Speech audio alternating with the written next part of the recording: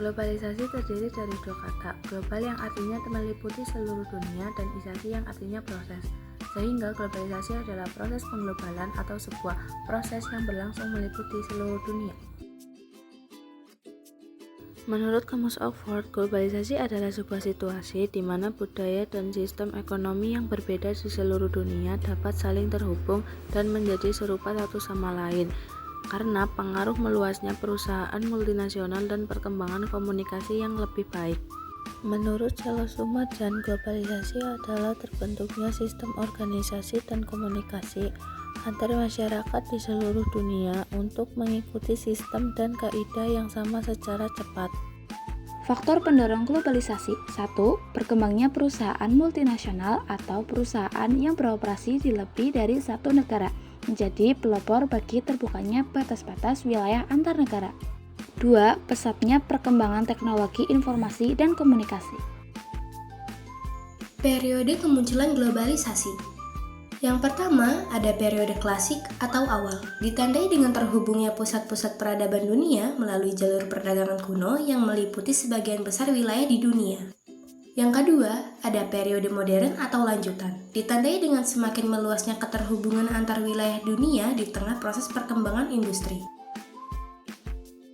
Contoh globalisasi dalam beberapa aspek. 1.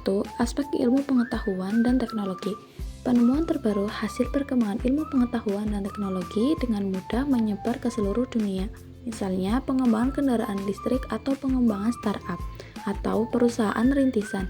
Digital yang dimulai di negara-negara maju kini sudah mulai mewabah di seluruh dunia termasuk di Indonesia.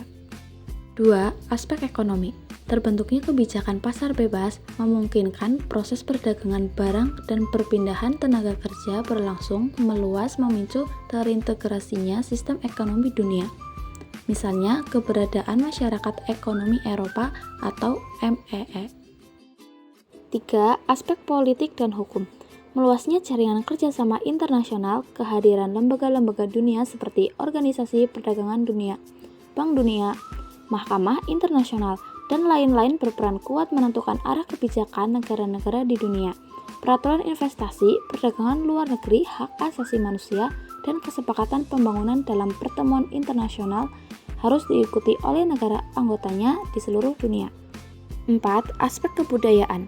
Aspek budaya mencakup keseluruh corak kehidupan masyarakat. Perkembangan teknologi media dengan motif ekonomi mendorong industri budaya yang menyebarkan corak kebudayaan baru. Contoh di Indonesia, merebak restoran cepat saji dan kedai kopi Amerika dan drama film Korea. Dampak positif globalisasi. 1. Perkembangannya ilmu pengetahuan dan teknologi. 2. Meningkatnya efektivitas dan efisien. 3. Meningkatnya taraf hidup masyarakat. 4. Komunikasi semakin cepat dan mudah. 5. Berkembangnya dunia pariwisata. 6. Berkembangan alat komunikasi dan keterbukaan informasi. Dampak negatif globalisasi. Pertama, westernisasi. Westernisasi adalah tindakan seseorang yang memulai kehilangan nasionalisme dengan meniru atau melakukan aktivitas seperti bangsa Barat atau Eropa dan Amerika. 2. Demoralisasi. Dekadensi moral atau demoralisasi adalah menurunnya atau merosotnya akhlak atau moral seseorang. Globalisasi menyebabkan paham Barat masuk secara leluasa ke Indonesia yang bisa memudarkan nilai atau norma sosial yang berlaku dalam masyarakat Indonesia. Memudarnya nilai dan norma sosial ini menyebabkan munculnya dekadensi moral atau demoralisasi. 3. Kesenjangan sosial. Kesenjangan sosial ekonomi adalah perbedaan yang tajam antara satu kelompok dengan kelompok lain dalam bidang sosial atau ekonomi. 4. Kriminalitas. Kriminalitas adalah segala bentuk tindakan yang melanggar norma hukum. Faktor penyebab kriminalitas. 1. Pertentangan dan persaingan. 2.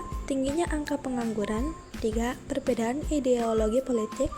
4. Kepadatan dan komposisi penduduk. 5. Perbedaan kekayaan dan pendapatan. 6. Mentalitas yang labil. 5.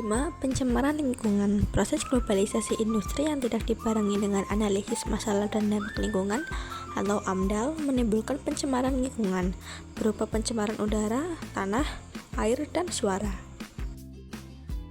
6. Kenakalan remaja. Kenakalan remaja atau juvenile delinquents adalah semua perbuatan anak remaja di usia belasan tahun yang berlawanan dengan ketertiban umum atau nilai dan norma yang diakui masyarakat yang ditunjukkan pada orang, binatang, atau barang-barang yang dapat menimbulkan bahaya atau kerugian pada pihak lain.